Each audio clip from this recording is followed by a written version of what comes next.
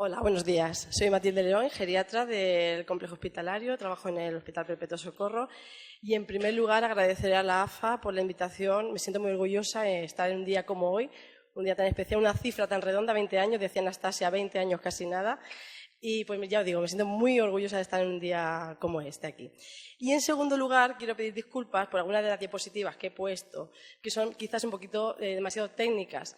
Veo que el foro es muy diverso, de personales sanitarios, familiares, y se complica un poco la explicación. Pero bueno, yo voy a intentar, al margen de las diapositivas, que pueden ser, como digo, técnicas, llegar y transmitir la base de lo que quiero contaros esta mañana. Luego, si surge algún tipo de duda, pues ya lo pasamos a comentar. ¿Vale? Bueno, después de esta charla magistral de la doctora Feria sobre los estudios de investigación, las perspectivas futuras de esta enfermedad, yo me voy a basar simplemente a comentar lo que hacemos el día de hoy, las posibilidades que tenemos a día de hoy, al margen de otras terapias, como ha comentado anteriormente las compañeras de la AFA, de estimulación, etcétera, sino yo me voy a centrar exclusivamente en el tema del papel de la nutrición y el ejercicio físico en esta enfermedad. Como ya ha explicado la doctora Feria, y creo que en general, casi todos los que estamos en esta sala sabemos, la demencia es una enfermedad que aparece principalmente en fases avanzadas. Aumenta su prevalencia conforme vamos envejeciendo. Pero no todos los ancianos son iguales. Tenemos ancianos, al margen de la edad de 77 años, tan estupendos como muchos de los que tenemos aquí, bueno, algunos de los que hay aquí en esta sala, independientes, sanos, saludables, una vida activa, participativa, y tenemos otro tipo de pacientes ancianos que ya pasan a ser pacientes dependientes. Entre el paciente sano al paciente dependiente tenemos un abanico de posibilidades al margen de la edad en cuanto a la situación funcional física del anciano. Esto es importante porque no solo en geriatría, en general incluso la OMS recomienda valorar la calidad, la situación de salud del anciano, midiéndola por función. ¿Vale? No solo, como digo, del tema de la edad, habría que plantear cómo es su situación física, mental y, por supuesto, su situación social, mucho más en patologías tan relevantes como la demencia, la situación social que vive el paciente con demencia, el anciano. Como todos sabemos, hemos dicho, ancianos no son todos iguales y mucho menos cuando aparece la enfermedad. Hay muchas fases, estas son las, como se nombraba inicialmente, la fase primera, segunda y tercera, luego el GDS, etcétera. En función de cada fase, las necesidades que va a tener el paciente, así como la familia o el personal que trabaje con este tipo de pacientes, van a ser diferentes. Respecto al tema de la nutrición y ejercicio físico, que le voy a pasar a comentar, he traído esta diapositiva, que parece muy técnica, pero lo voy a resumir, que la ha puesto también la doctora Feria, porque es la base que tenemos los médicos que trabajamos con este tipo de pacientes. Tenemos un mecanismo fisiopatológico, alguna parte desconocida, pero mucha parte desconocida, como han comentado los compañeros anteriormente. Hay factores asociados a la edad, como hemos dicho, más edad, más demencia. Hay factores genéticos, hay otro tipo de factores que implica al mecanismo de las neuronas, de cómo funcionan esas neuronas con depósitos de amiloide, que es lo que ha comentado la compañera, la función de la sinapsis de esas neuronas, cómo interaccionan entre ellas. Pero yo he traído esta diapositiva, no me voy a meter en este tema, que ya lo ha comentado la doctora Feria, simplemente para que veáis la relevancia que tienen los factores ambientales en el curso de la enfermedad. Los factores ambientales que, como yo os he comentado, voy a hablar sobre el ejercicio físico y socialización, asociada también, que sabéis que es tan importante, y la dieta. Estos factores modificables tienen repercusión tanto en fases avanzadas, como veremos posteriormente, en fases incluso más, en fases iniciales, como veremos posteriormente, incluso en fases más avanzadas. Respecto a la nutrición, todos sabemos que somos, ¿no? Es la típica frase que decimos, somos lo que comemos. Pues el cerebro también es lo que comemos, ¿vale? Todo funciona en función a lo que vamos ingiriendo. Como os he comentado en la diapositiva anterior, esos factores que afectan a nivel neuronal, del inicio de la enfermedad, se ha visto a lo largo de muchos años que están relacionados distintos tipos de nutrientes. Por ejemplo, todos sabemos que hay un tipo de demencia, que es la de déficit de vitamina B12, o por déficit carencial, es ácido fólico, falta ese nutriente en el cerebro y eso hace que haya pues, un problema de deterioro cognitivo. Ese tipo de demencias suelen cursar bien cuando se le administra lo que le falta. ¿Qué pasa? Que cuando empezaron a estudiar esta enfermedad dijeron, bueno, si hay unos nutrientes que cuando faltan producen un deterioro cognitivo, ¿y si los suplementamos? ¿Y si ponemos suplementos, nutrientes para beneficiar esa conexión de sinapsis entre las neuronas? Entonces se planteó administrar una serie de alimentos, que esto está muy divulgado, es muy conocido, que si la vitamina B12, que se podía plantear administrarla. Se hicieron muchos estudios, estudiamos muchos años de estudios implicando la nutrición con el papel de la demencia. En cuanto a la vitamina B12, esta es una diapositiva que simplemente pongo a modo un poco de base mía, no hace falta que la leáis completamente. Sí que se vio que cuando hay un déficit hay que aportarlo, pero no va a ser la instauración de tratamiento con B12 un factor que mejore el deterioro cognitivo en pacientes que no tienen ningún déficit. De igual manera, pasa con los antioxidantes. Se supuso, bueno, si la vitamina C, la vitamina E, los antioxidantes pueden también, posiblemente, al instaurar el tratamiento con ellos, beneficiar a nivel central, igual que el resto del organismo. No ha habido tampoco evidencia a día de hoy que haya mejoría en el declinar cognitivo. Sí que parece ser que puede haber beneficio, pero no hay una evidencia real. Yo hablo de evidencia científica, ¿vale? Cuando os expongo todo esto es lo que hay a día de hoy de estudios internacionales. De la misma manera, el gran conocido de todos, los ácidos omega 3. Eso está más que conocido, ¿verdad? El pescado azul, los frutos secos, esto que es tan maravilloso. Oye, te lo tomas y no tienes demencia. Cuidado. Cuidado porque sí que efectivamente cuando hay un déficit, esas neuronas, como he dicho antes, no sinapsan bien, puede haber un empeoramiento, un declinar, pero no el suplementar con esto va a hacer que no haya un declinar del deterioro cognitivo. Lo que siguieron estudiando bueno, vamos a ver el ácido fólico, vamos a ver los complejos vitamínicos, vamos a ver los omega 3, vamos a ver ahora la dieta mediterránea, vamos a mezclarlo todo y vamos a ver si hay beneficio o no en el declinar. Pues aquí sí que es sorprendente cómo se vio que los pacientes que seguían una dieta mediterránea completa, con todo este micronutrientes que os he comentado, estos pacientes sí que se beneficiaban o era menor el declinar cognitivo cuando tenía un deterioro de base. De hecho, hay un metaanálisis, una revisión hecha de hace unos años, en la que evidencia efectivamente que esa dieta mediterránea mejora no solo las funciones ejecutivas, sino incluso de test de cognición también hay una mejoría objetiva. ¿Qué pasa con la dieta mediterránea? Sabemos que es buenísima, cumple todos los requisitos, el problema es administrarla. Sería una dieta mediterránea constante, diaria. Eso a día de hoy, en el 2016, es complejo. Hace unos cuantos años igual era más viable, a día de hoy, por el tipo de vida que llevamos, es muy complicado llevar una vida mediterránea. Entonces, ahí vieron la luz las industrias farmacológicas. Las industrias vieron la posibilidad de crear una dieta mediterránea en un batido. Entonces, plantearon la opción de un suplemento, bueno, no es un suplemento, es un batido que algunos conoceréis, el nombre comercial es Subenite, no es tampoco un medicamento en sí, es como la suma de todos esos micronutrientes, lo va sumando en la dieta mediterránea y lo mete pues como un batido y te lo vas tomando y eso se supone que suplementa a esa dieta.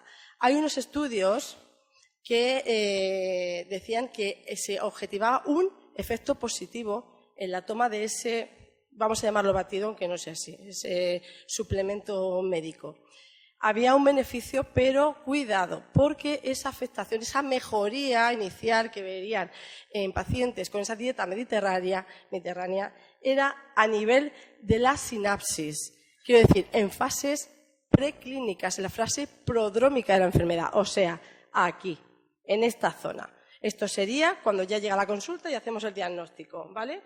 En la demencia. Esta es una diapositiva similar a la que ha puesto la doctora Feria. Tenemos la fase previa, que es el MCI en inglés, que sería el DCL, deterioro cognitivo leve. En esta fase ya habría mayor empeoramiento, una disfunción de la sinapsis. Aquí Y en estas fases previas, que eso es imposible diagnosticarlo, a no ser que hay unos estudios, como ha comentado ella, de prevención, ahí es donde puede haber esa disfunción sináptica y ahí es donde sí que puede haber un beneficio de ese tipo de dieta mediterránea, porque ahí es donde hay el problema de la disfunción sináptica. Como he dicho, a raíz del diagnóstico de la enfermedad no habría mucho que cuestionar. Bueno, eso es en cuanto a la fase prodrómica, como digo, inicial, en la que tenemos ahí unas expectativas, la estimulación cognitiva tan conocida que sabemos que hay evidencia que mejora el declinar, y la suplementación o la dieta mediterránea. Pero ¿qué pasa? La enfermedad cuando nos llega a nosotros ya está diagnosticada. Generalmente, como con suerte pillamos un GDS3, que es lo suyo, que es diagnosticarla previamente, pero ya es a partir del GDS4 cuando generalmente da los síntomas y la familia suele detectarlo. En estas fases sabemos, cuando ya la demencia empieza a evolucionar, que hay un aumento de las necesidades nutricionales. La demencia, el Alzheimer, otro tipo de demencias, necesitan más micronutrientes, más vitamina C, como he dicho, más vitamina E, necesitan más. Pero a la vez, conforme avanza la enfermedad, la ingesta es menor. Con lo cual, por una parte, necesita más y por otro lado, le metemos menos. Entonces, basándonos en eso, entramos en un círculo vicioso, que lo describo aquí, en el que el paciente con deterioro cognitivo come menos, ingiere menos, por la propia enfermedad y como veremos a otras causas, a la vez necesita más requerimientos. ¿Qué pasa con eso? Que hace que pierda peso, que también lo vamos a ver. Hay una pérdida de peso y asocia unas deficiencias también nutricionales. Cuando hay una deficiencia nutricional en un paciente, yo soy geriatra, hablo de ancianos, anciano asocia a una pérdida de músculo, una pérdida de fuerza muscular y de otros órganos que también iremos comentando, y una situación de fragilidad, de vulnerabilidad. El paciente es más débil, es más susceptible a que cualquier evento le deteriore mucho más. Con lo cual, esa pérdida de peso y esos déficits nutricionales que asocia a esa situación de vulnerabilidad hace que empeore el deterioro cognitivo y empeora la demencia. Y eso hace que coman menos y hace que requieran más. Y así vamos dando vueltas. ¿Entendéis? Por eso es tan importante parar este círculo vicioso. Es muy conocido, sobre todo, no sé, bueno, yo digo que el foro es diverso, habrá profesionales, habrá también familiares. Es muy prevalente y van de la mano prácticamente asociados la demencia con la malnutrición. No solo te doy aquí un artículo de pacientes que están institucionalizados, no solo ya institucionalizados, también pacientes que viven en su ámbito familiar. La malnutrición es un poquito, bueno, compleja, no es de diagnosticarla, pero sí que tiene una serie de evaluación un poquito más espesa, pero sí que hay un síntoma, un dato objetivo que nos puede hacer sugerir o puede orientarnos de que hay un déficit a nivel de la nutrición del paciente con la demencia, que es la pérdida de peso. La pérdida de peso, como digo, es un dato a analizar en pacientes con demencia porque va a significar que posiblemente haya un problema de malnutrición en la evolución de la enfermedad. Como digo, muy prevalente, casi el 100% de los pacientes con demencia en fase avanzada están malnutridos. El 50% de los pacientes, independientemente del estado que esté, tienen problemas de malnutrición. Y ya os he dicho antes, ese círculo vicioso que hace que haya mayor fragilidad y empeoramiento de su problema cognitivo y empeoramiento de la demencia. Bueno, las causas de pérdida de peso en la demencia son múltiples. Una de las que os he comentado. Os he dicho que hay un aumento de las necesidades. La demencia sí necesita más necesidad de micronutrientes. Esas neuronas que no trabajan bien necesita que le aportes más. Por otra parte, la ingesta está disminuida en las fases primeras, pues porque ya no compran, ya tienen dificultad para comprar. A veces la compran cosas que no les gustan, entonces ya hacen que limiten también lo que comen. Luego no recuerdan muchas veces que han comido. Lo que trabajéis con este tipo de pacientes lo sabéis, lo que tengáis familiares, por desgracia. Luego, el envejecimiento por sí. El envejecimiento asocia problemas también que se relacionan con la pérdida de peso, como es la pérdida de los sentidos. Tienen más dificultad para saborear, para oler la comida. Y eso hace que al final pues, rechaces, deshacias mucho antes. Tenemos también, ya a nivel fisiopatológico, un poco más médico, más estructural, hay una alteración también en la corteza medial lóbulo temporal, en la demencia, generalmente en el Alzheimer, y eso asocia también a la disminución del apetito. Eso con otra serie un poco más compleja, que no os voy a comentar aquí, de hormonas, de mecanismos, que también hace que haya una pérdida de apetito asociada a la demencia. Luego, como se comentaba, alteraciones endocrinas y ya en las fases más avanzadas los tan temidos trastornos de la conducta, el vagabundeo, la ansiedad, la depresión, otros de los síntomas que hacen que tengan más necesidades, gastan más, y por otro lado también pues, la depresión, pierden la apatía, no tienen ganas de comer. Estos factores, incluido este que os señalo aquí, os he comentado para meternos un poco en este tema, de fragilidad y sarcopenia, hace que haya pérdida de peso. ¿Y por qué ese concepto de fragilidad y sarcopenia que os he comentado, esa pérdida de fuerza muscular? Porque se cansan de comer. Cuando uno mastica, los músculos que tenemos para masticar son muy potentes. Cuando una persona pierde función, pierde fuerza, pierde también la capacidad de masticar y se cansan. Prácticamente ninguno come carne, ninguno porque necesita mucho más masticado. Todo este complejo de factores hace que conlleve a esa pérdida de peso. Y otro concepto que lo he puesto aquí un poco de pasada, porque si no se alarga muchísimo la charla, así que luego lo vamos comentando, es el de la disfagia. Y lo pongo así de pasada, pero sí que quiero que cale un poco en vosotros los que estéis trabajando con este tipo de pacientes. La disfagia no es solo que el paciente se atraganta, el paciente que le da tos se atraganta. La disfagia, la disfagia orofaringea neurodegenerativa en pacientes con demencia es mucho más compleja. De hecho, uno de los síntomas que puede dar la disfagia, síntomas indirectos, y no es el típico del atragantamiento, son estos: disminución del apetito. La disminución del apetito sin más, la pérdida de peso, tarda mucho tiempo en comer.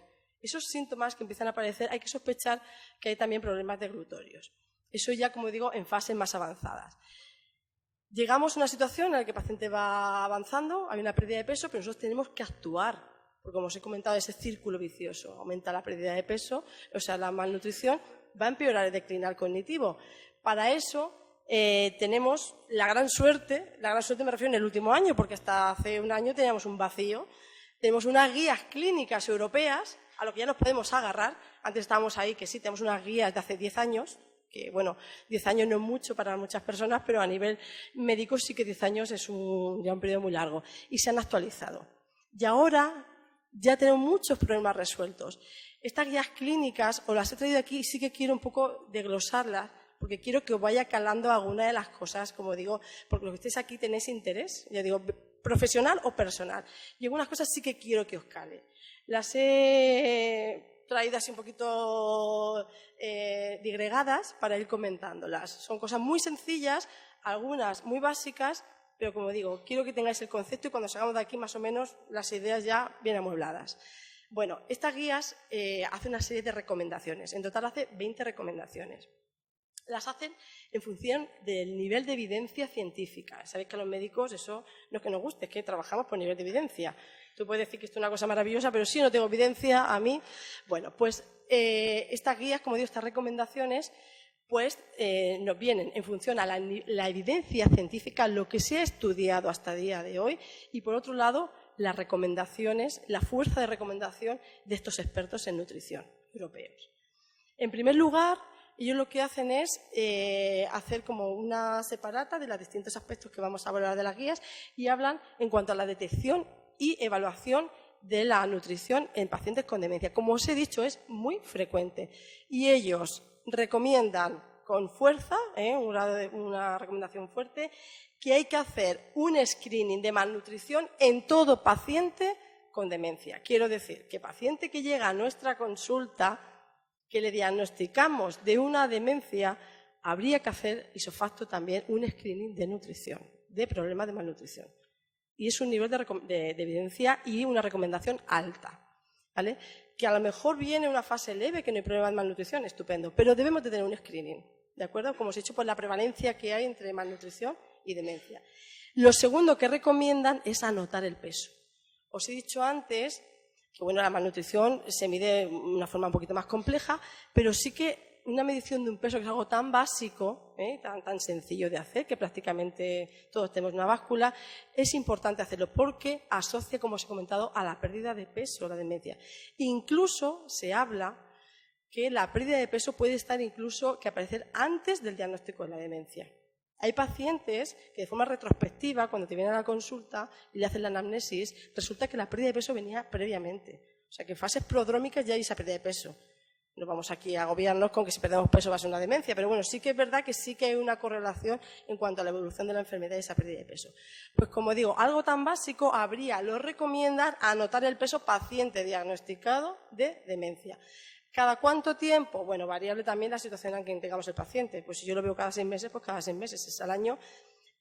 Recomiendan inicialmente cada 3 meses en pacientes en fases así leves, moderadas. Pero bueno, yo digo, eso es relativo. Lo importante es anotar el peso y ver cómo va evolucionando, porque va a ser un dato que nos va a sugerir si no hay una malnutrición. Un dato más. Luego, cuando hemos detectado que el paciente tiene problemas de malnutrición, estas guías clínicas dicen, bueno, pues vamos ahora a recomendar una serie de estrategias para apoyar la nutrición oral. Vamos a ver lo que come, vamos a hacer unas estrategias que recomendamos para mejorar ese problema de malnutrición. Dentro de las estrategias que ellos refieren en estas guías, habla, y además con un grado alto de evidencia, de procurar un entorno agradable, modificar los factores ambientales. Antes, Marino, el señor que nos ha comentado lo de su experiencia, el testimonio, nos ha dicho el entorno, el que no haya ruido. Es una cosa que él ha valorado y es una cosa que nos ha contado, que seguro que habrá muchas más cosas, pero eso no se le ha olvidado contarlo. Y es fundamental, porque para el tema de la ingesta también es fundamental. Es muy fácil en el ambiente familiar. El ambiente familiar, bueno, pues uno está en su entorno. El problema es en las residencias. Yo sé que la realidad es la que es, hay comedores, pero no es lo mismo darte de comer todos a la vez, con ruidos, gritos, etcétera, lugares oscuros, luminosidad. Entonces, esto va encaminado generalmente más para el tema residencial, aunque sabemos la situación de lo que son las residencias y las opciones que hay.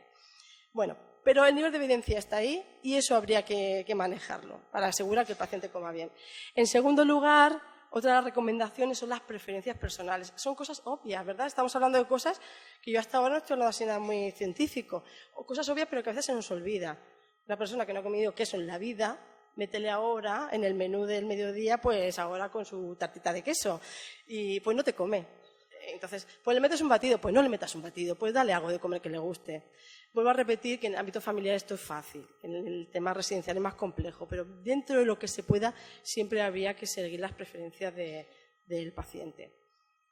Y luego, otra de las opciones que nos comentan en cuanto a las estrategias para apoyar la nutrición es apoyar la alimentación adecuada. Apoyar, me refiero, según el estado de la demencia, pues si son fases leves, pues si van a comprar, me voy con ellos a comprar, a ayudarle a hacer la compra o a elaborar comidas, les superviso lo que comen. Ese tipo de estrategias tan básicas, que a veces el paciente en un estadio inicial vive solo y ahí hay un deterioro que no es objetivado y simplemente modificando eso, yéndome a comprar, a ver qué compra, que no compre siempre las mismas magdalenas, las mismas galletas, que es que les da por comer los dulces y siempre las magdalenas y las galletas, pues yo me voy con ellos, entonces pues aseguro que un poco la compra que sea un poquito más adecuada.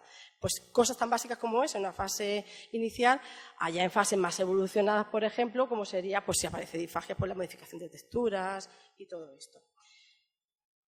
Luego, otra de las cosas que recomiendan es la formación a cuidadores. De esto no digo nada porque para eso estáis aquí. Quiero decir que esto es un ejemplo de lo que hay que hacer. Tenemos también en servicio de geriatría y también los programas, el IDEAR y en otros sitios también se da formación fundamental. Si no sabes, no puedes controlar las cosas ni saber manejarlas. Y luego, otro punto, que todos ya digo son cosas obvias, es eliminar las causas de malnutrición. Causas tan básicas, como os he dicho antes, como puede ser pues problemas de envejecimiento, se les caen los dientes, no tienen para masticar, no pueden comerse la carne. O el problema también de la salivación, que tienen dificultades también, trastornos de la conducta. A veces, y es muy frecuente también, pacientes que dejan de comer simplemente porque tiene una enfermedad de base que no sabemos, una causa aguda, una infección de orina, y dejan de comer. Y vienen a la consulta que mi madre no come, que métele los batidos que mi madre no come. Y simplemente a lo mejor que de base hay una infección urinaria o cualquier otro tipo, o un dolor. También afecta mucho, muy disruptivo y hace que pierdan el apetito o que incluso no puedan dormir, esas cosas. Ese manejo de síntomas a veces así tan inespecíficos que tiene este tipo de pacientes. Y en último lugar, y no menos importante, ya aquí médicos, residentes, enfermeros, sanitarios, Las dietas restrictivas. Nos encantan poner dietas. Es que es una cosa que es diabético y dieta diabética y no te salgas de aquí y bajando nada de colesterol, ni se te ocurra comerte una yema de huevo si tienes colesterol. Cuidado. Cuidado que las dietas restrictivas a veces son más contraproducentes que beneficiosas. Creo que voy un poquito más de tiempo. Me están comentando. Voy a intentar aligerar un poco más. Luego, cuando ya hemos utilizado este tipo de medidas de manejo y vemos que el paciente aún así sigue perdiendo peso, sigue teniendo datos de malnutrición, tenemos la posibilidad de suplementar. Hay unos suplementos, como he dicho, de micronutrientes, que os he comentado antes, los complejos vitamínicos de la B1, la B12, la vitamina C, la E, todo eso no se recomienda. No hay mejoría ni beneficio de suplementación en este tipo de pacientes, ¿de acuerdo? Cuando mantenemos la evolución y el paciente lo tenemos malnutrido a pesar de todas las estrategias que hemos dicho, entonces hay que plantearse la suplementación oral. Nivel de evidencia, quiero decir, con una fuerza de recomendación altísima, paciente con malnutrición hay que suplementar. Están recomendados para mejorar el estado nutricional. Por lo que os he dicho antes del círculo vicioso, porque va a empeorar luego su situación cognitiva. Como digo, en pacientes que tienen deterioro, o sea, alteración nutricional. No hay recomendación, como veis en el punto 12, para corregir el deterioro cognitivo. Cuidado, es solamente cuando hay alteración nutricional, con nivel de evidencia. Hay que suplementarlos.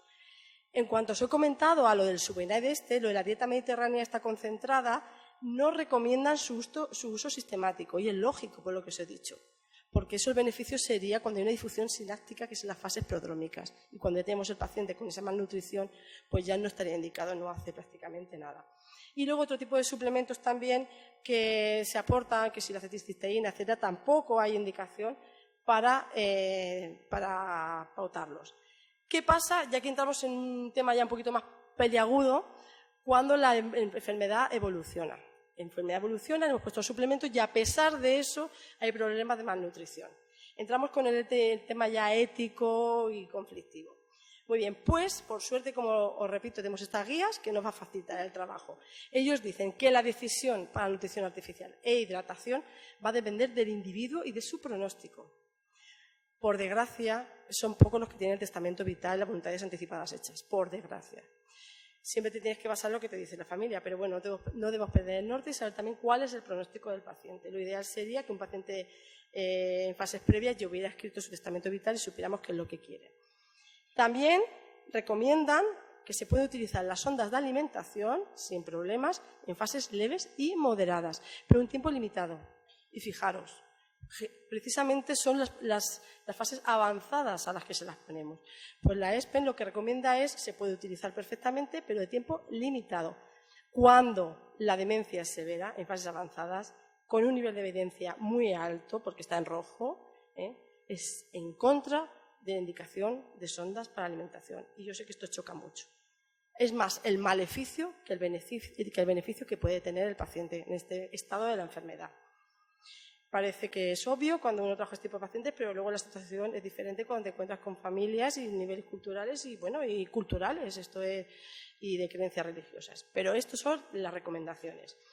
La nutrición parenteral, igual que las sondas de nutrición, se pueden utilizar de forma temporal, si no se pueden colocar sondas, se le puede parenteral sin problemas. El uso de sueros también se puede colocar de forma temporal, ¿vale? Y el último punto, no menos importante, yo creo que de los más importantes a la hora de nuestro manejo y los conflictos que podemos tener, no recomienda la nutrición artificial ni los sueros en la fase terminal de la vida. Y eso es complejo cuando a una persona, a un familiar, tienes que decir que no se le va a poner y que no puede comer. Entonces ahí entra el conflicto. Pero como digo, esto maleficia más que beneficia. Hay muchos artículos que hablan sobre este tema, todos llegan a la misma situación, que no hay que olvidar los principios bioéticos de no maleficencia cuando le estás poniendo una sonda que lo único que va a interferir es en estar incómodo, ataduras, contenciones mecánicas y en el que no va a aumentar ni calidad de vida del paciente ni siquiera supervivencia. Fallecer al mismo día con que sin sonda nasogástrica o PEG. Bueno, hablando de la nutrición, vamos a pasar un poquito más rápido del ejercicio físico porque se me echa un poquito el tiempo encima.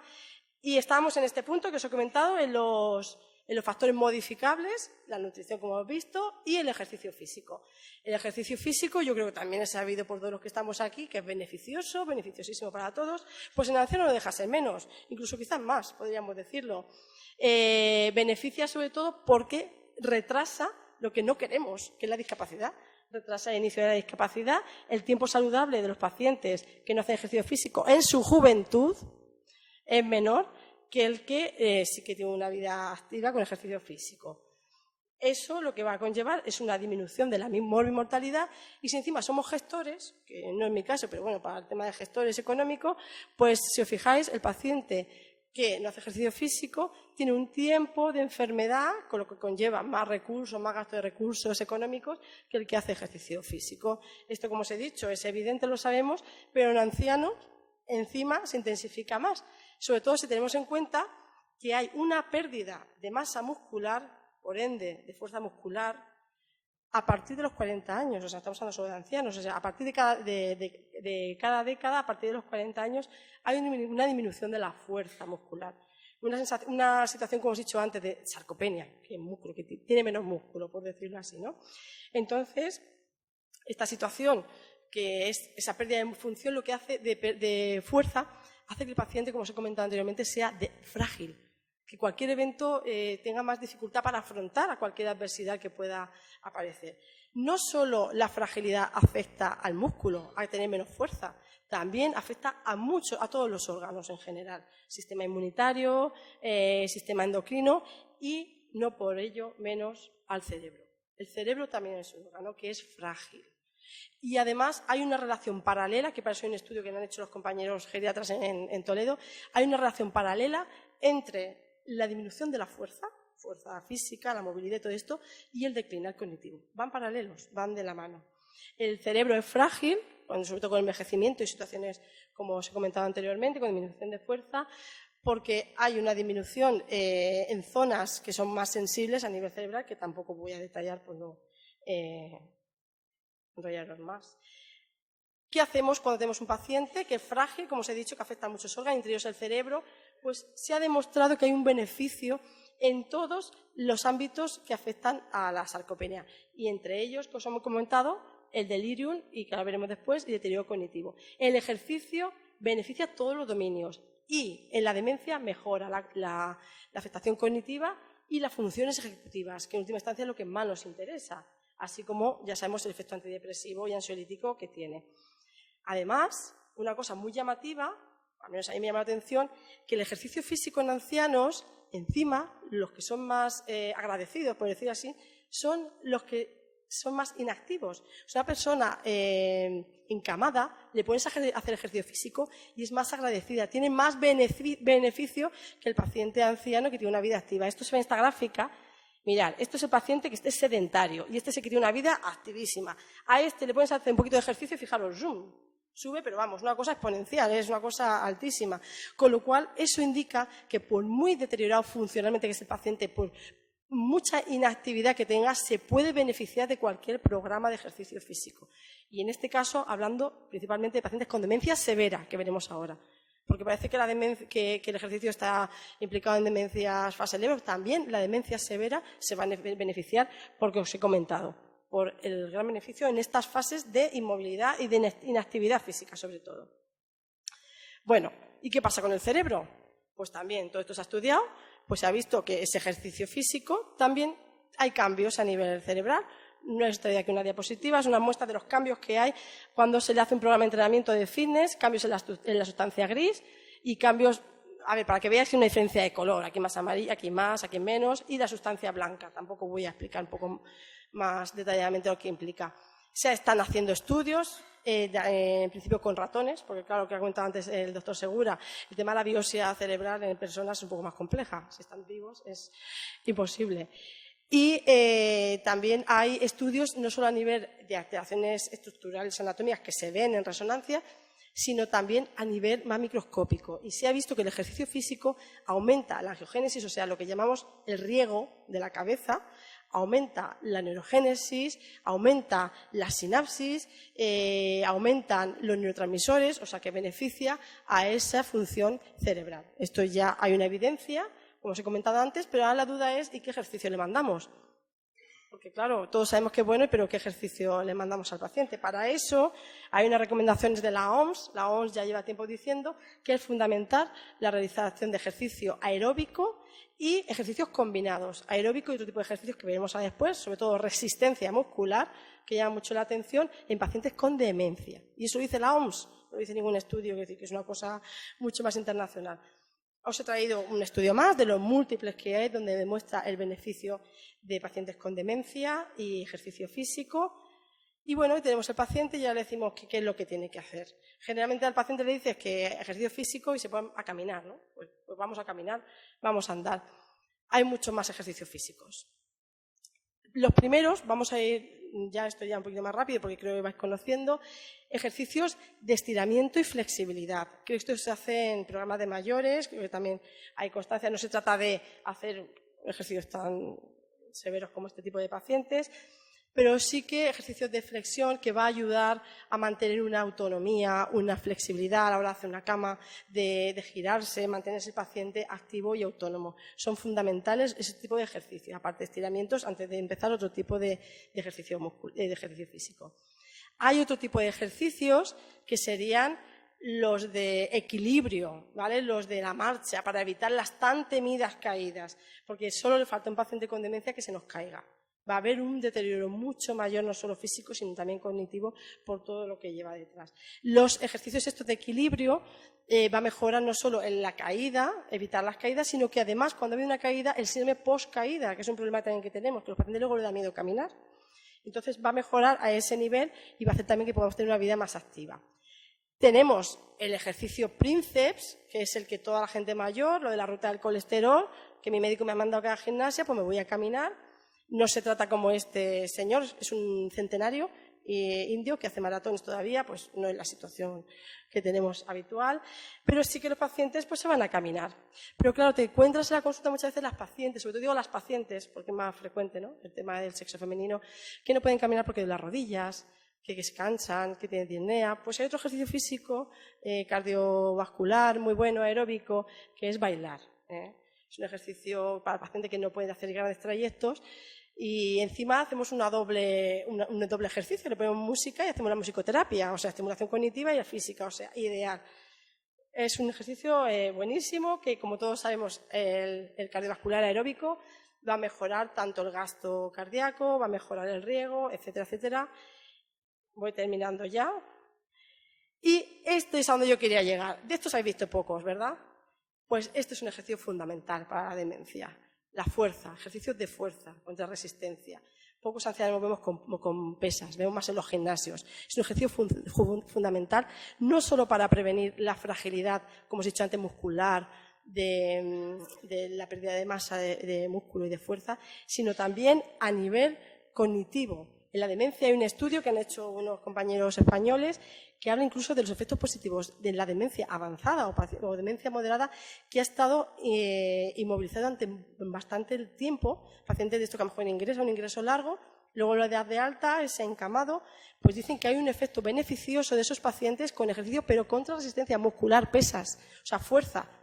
Claro, muchas veces le das de alta, llegan a su residencia o su entorno, ya no hay que lo levante porque a lo mejor no tienen la facilidad de movilidad, la agilidad, la velocidad, pero sí que puede mejorar con ejercicios de este tipo, como digo.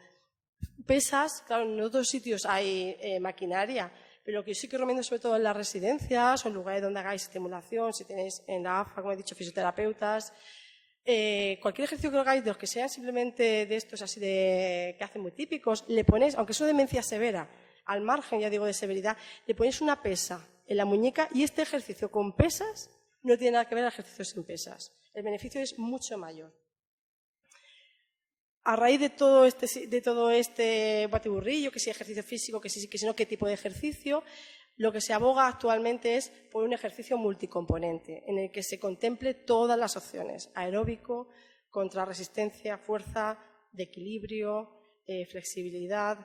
¿Vale? Eso es lo que a día de hoy se recomienda. Contraindicaciones de ejercicio, Generalmente, situaciones agudas, cardiorrespiratorias, un paciente se está ahogando con un infarto, pues no vas a poner ejercicio. Pero si os dais cuenta, en ninguna de las contraindicaciones pone demencia. Y en ninguna pone demencia severa. ¿Vale?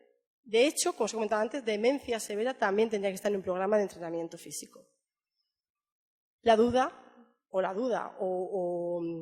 ahora tocaría a nosotros plantearnos si sabemos el beneficio del ejercicio físico, si es ético no prescribirlo. Quiero decir que deberíamos de plantearnos que cada paciente que llega a la consulta habría que prescribir ejercicio físico igual que se prescribe un fármaco, igual que se pone el Aricept, igual que se pone la rivastigmina, lo que sea, habría que plantearles si es ético no prescribir ejercicio físico. Y nada más. Estas son las semillas que yo esta mañana lanzo por aquí y a ver si alguno de vosotros va creciendo algo. ¿Vale?